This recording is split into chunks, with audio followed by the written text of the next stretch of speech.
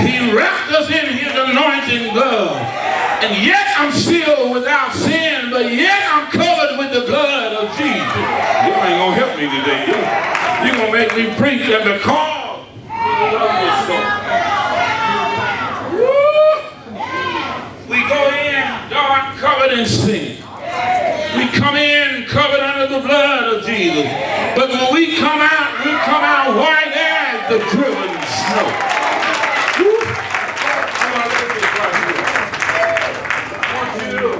To look at this today. When I finish preaching, I want you to look at that dark towel as your stained life. I want you to look at that red towel as you being covered with the blood from Jesus. And I want you to look at that white towel as being your life after Jesus has cleaned you up.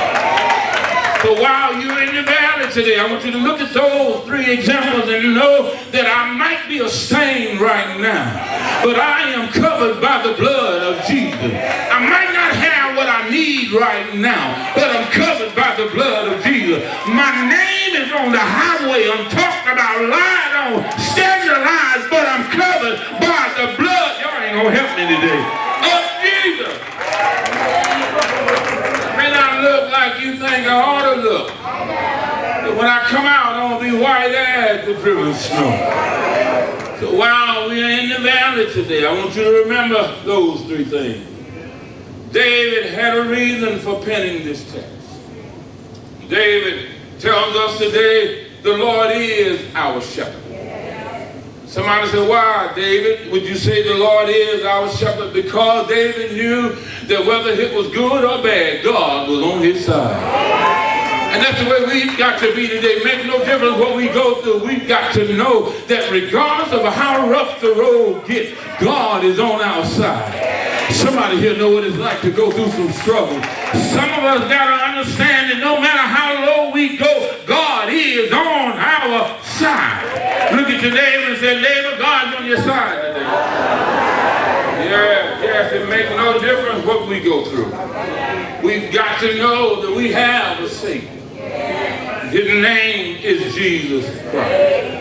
David said the Lord is our shepherd because he knew that God was on his side. And I'll tell you why David said that in just a minute. But it's another thing that I want to focus on. David said he goes through the shadow of death.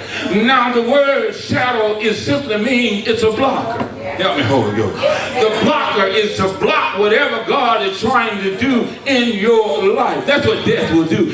Death will make you think he can do more than he can. But a shadow can't hurt you. A shadow is nothing but a deterrent. Help me, Holy Ghost. A shadow will block your life. Help me, Lord. So therefore, David penned this text, yea, though I walk through the valley of the shadow of death, I will fear no evil. Well, someone asked Pastor Coleman, what's in the valley? I'm getting ready to tell you, there's a lot of things in the valley. There's pitfalls in the valley. There's traps in the valley. There's so-called friends in the valley. There's turmoil in the valley. There's confusion and temptation. There's sorrow in the valley. There's pain in the valley. It's all manner of evil in that valley. I'm so glad today that I'm going through the valley. Notice that while traveling through the valley of our lives, the roads are always rough in the wilderness. In the valley, the rocky hillside of the road causes the mountain to be somewhat hard to drive over. Roads in the valley are always crooked because the weather has hewn into the rocks and cut to the mountainside the way it's hard to pinpoint a solid foundation. So the roads are always crooked in the valley. Roads are always rocky in the valley. The valley is where life becomes challenging. The valley is where we fight and fought and keep fighting for every day of our lives. The valley is where your feelings get hurt.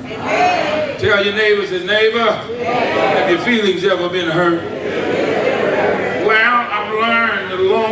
these traps in the valley, there's also some good stuff in the valley. Yes, in order for God to bless us, sometimes he has to leave us in the valley. Oh, you don't hear me now. Well, Pastor, what's in a valley that's good? Trees are rooted in a valley, and they have a deeper root in the valley. They have a deeper root because they got more soil to get home to. In other words, when you're rooted in the Word of God, you have a root that the enemy cannot shake. You are rooted in God's Word, so you can tell the devil, come on, devil, blow on me. I'm not moving. Well, Pastor Coleman, is that the only thing in the valley? No, God is in the valley. What do you mean God is in the valley? David said, yea, though I walk through the valley of the shadow of death, I will feel no evil. Why? Because the Lord is with me. God is in the valley. So if God is in the valley, what are you worried about? Soils in the valley is rich and fertile there. So what are you worried about? I've learned today that there are also some tricks the enemy uses in the valley. Pastor Coleman, what kind of tricks do the enemy use? It's called the element of surprise. The enemy can hide behind those crooked roads. You walking down the road thinking God is doing something for you, he jumps out and ambushes you. Yeah, you ever know what it's like when you think you done got a few extra dollars in your pocket and you think everything is going well, then all of a sudden your car breaks. Y'all ain't gonna help me. Y'all ain't never had to do nothing. All of a sudden the water pump go out in the house, the hot water heater tear up, the washing machine tear up. Something happened along that way. Well, I've learned today, don't worry. No matter what the enemy does, God is on your side. Yes, David letting us know today that I have a God that cannot lie. I have a God that's able to deliver me. Thank you, Pastor. We know that David said, the Lord prepares a table before the presence of your enemy. Look at your neighbor today and say, neighbor, stop praying against your enemy. Sometimes you need your enemy. Because if God's going to set a table, God ain't going to help me now.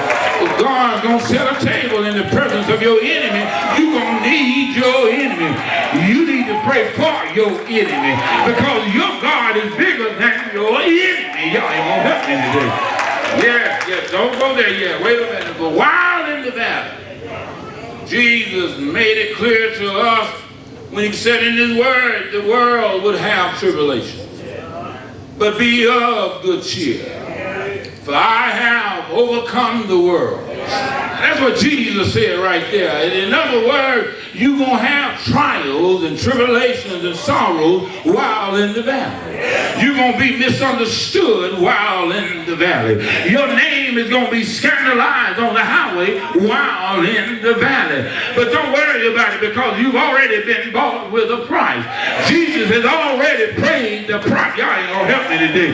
He's already gave you the victory. Paul said, I count it all joy when I think of the goodness of Jesus. Come on, Holy Ghost, help me now. Yeah, the valley floor is ground level for success. In order for you to understand what's on top of the mountain, you've got to know what's in the valley. Well, Pastor Coleman, there's some other things that you did not mention about the valley. Some of those things in the valley is called love.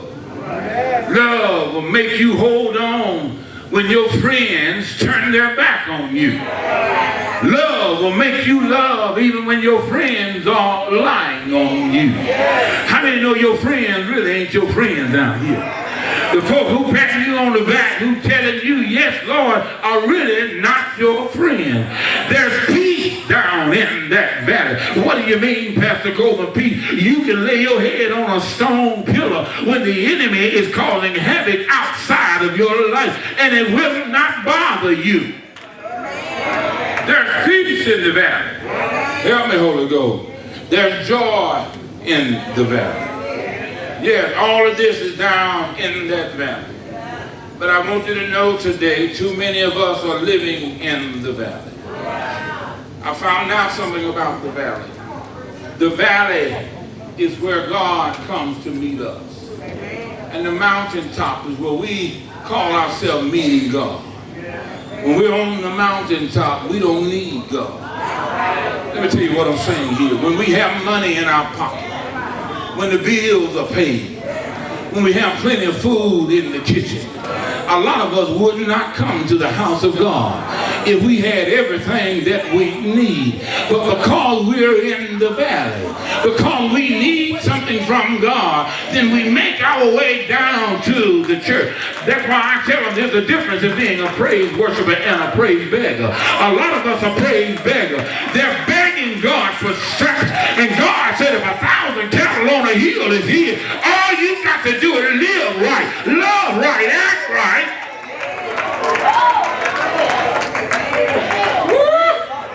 Help me, Holy Ghost. We got a church full of beggars today. Folk coming to church looking for God to do something only because I gave my tithe. Well, honey, if that's the reason you come, you ought to keep your tithe. Because my God does not act like that. He said, if you want to see me bless you, pay your tithe. Prove it out. Let me make it plain to you, Malachi. See if I won't rebuke the devourer. Well, other than trees and mountains, I found out that there's vegetation in the valley. It's important for us to recognize what else is in the valley. One of the main things while in the valley, God listens to you. Not only does God listen to you, He's there with you. Somebody said, how do you know, Pastor? Oh, y'all ain't gonna talk to me. Say, how do you know, Pastor? I'm gonna see if y'all paying attention to me. God was with David when David penned this letter, for the Lord is on my side. So God is with you when you're going through, so stop letting the world tell you God ain't studying you.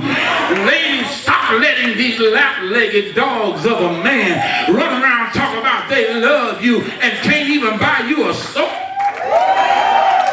I don't know why I went there. You got to know who you are.